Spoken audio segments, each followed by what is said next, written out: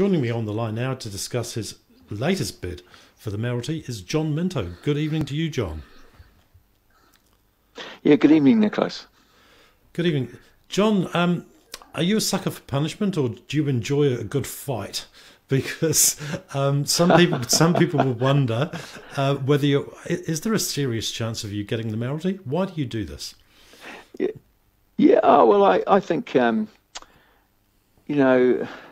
I'm doing it to get the big ideas out there, and I am doing it to win. Last election, I got 15% of the vote, which I thought was pretty damn good. I'd only been in Christchurch a year then. And I think the policies we pushed then will resonate even more with people now because they're becoming much more urgent.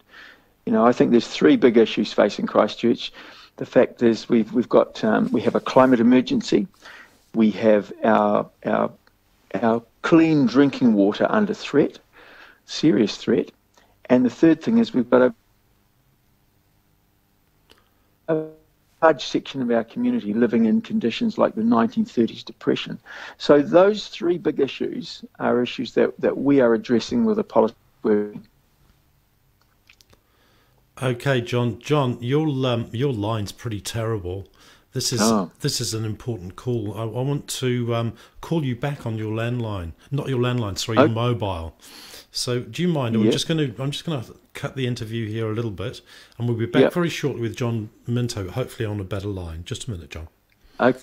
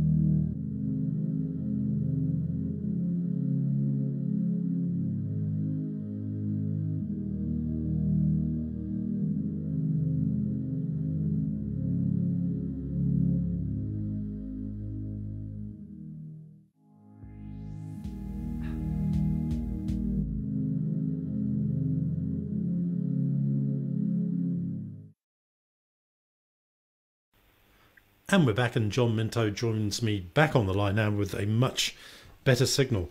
Now, John, in the introduction, talked about three very important things: climate change, cleaning up the waterways especially in terms of the quality of the drinking water, and tackling the appalling housing conditions that so many people are living in Christchurch at the moment.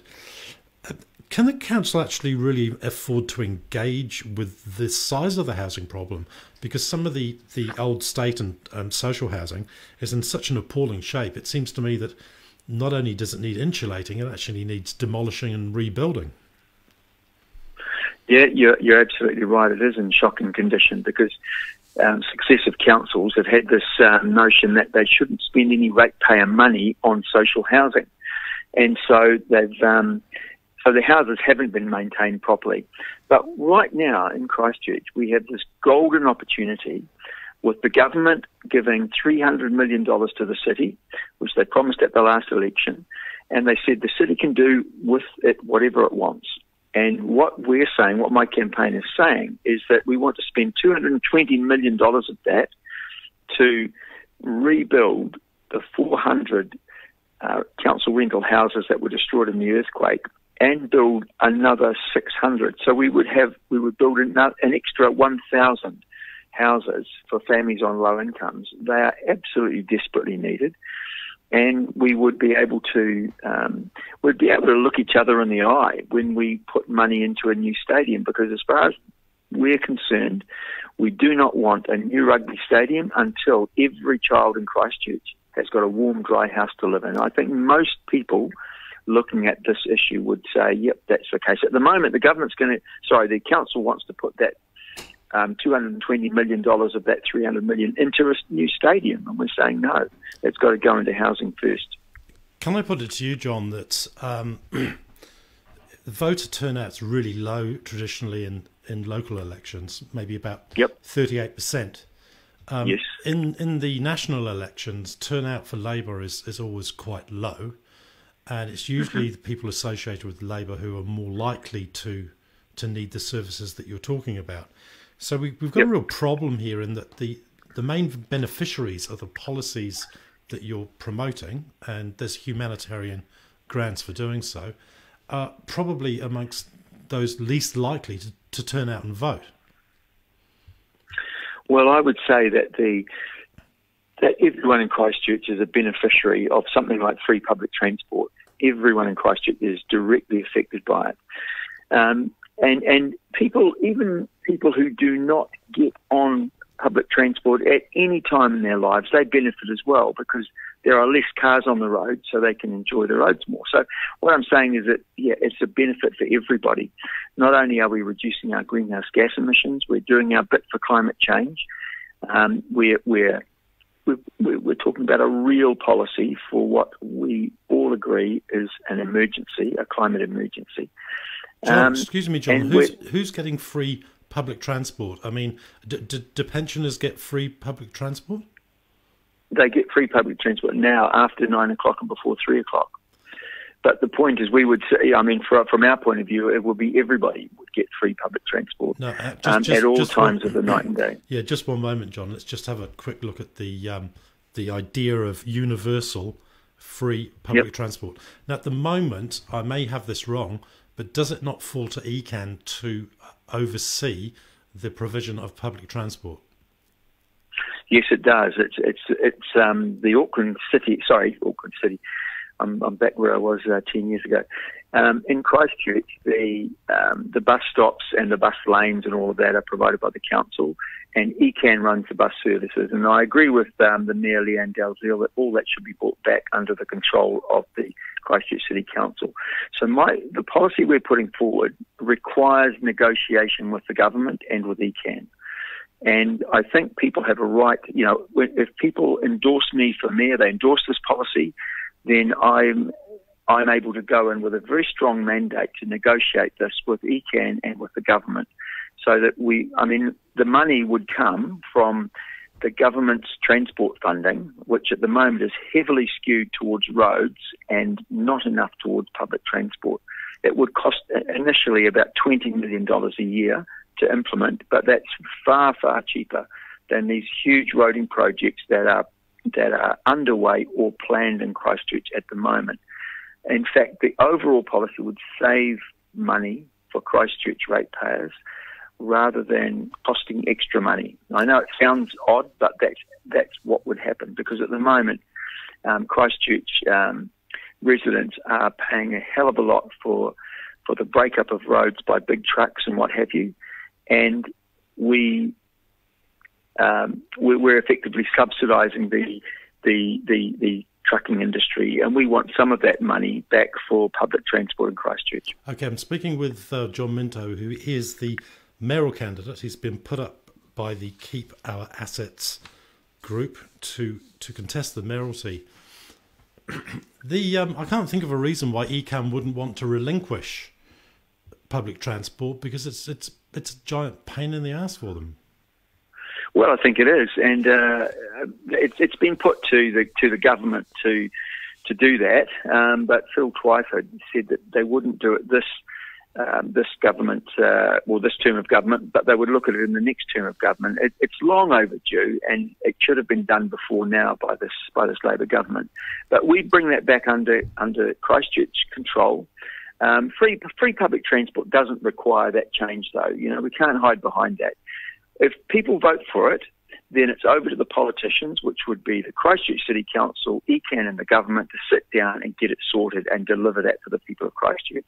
If we get a strong mandate to do that, then the negotiation becomes very easy. If they hadn't built the Northern Arterial Motorway, which is not complete yet, but it's going to be, then free buses, or even trains, dare I say it, would have made sense. But they're providing really good car egress and into and out of the city. So it's kind of working a bit contrary to your idea of providing universal free public transport to get people out of cars. I think that's been a monumental waste of money, and there's an enormous amount still to be spent. It's not good for cars because they're bringing those cars into Cranford Street. And they're now consulting on a massive, tens of millions of dollars the council's looking at spending to mitigate the effect of this big arterial coming straight into the centre of the city, where in fact it's got nowhere to go. And if you build more roads, there's a saying in public transport: if you build more roads, it just means you get to the traffic jam quicker. It doesn't mean you solve the problem. There isn't a city in the world that's been able to tar seal its way out of traffic gridlock. And with that northern route, if we had free public transport running along that route, we wouldn't need to spend the massive amount of money the council is looking at spending at the moment to mitigate the effect of all this traffic pouring into one section of the city.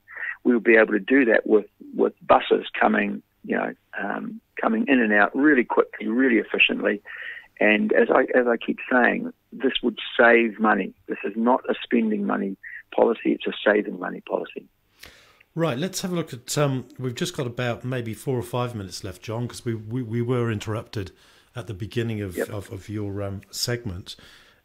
You want to increase wages. Surely this is a government thing.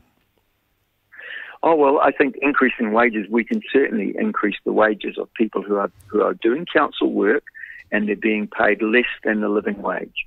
So our policy is to increase the pay of people who are employed by the council contractors in particular, or employed by the companies owned by the council. If we make their pay a minimum of the living wage, that is going to cost money. But our policy is to pay for that by reducing, over time, managing down the salaries of the senior staff at the Christchurch City Council, because the senior staff salaries have they've really gone out of control over the last 15 odd years.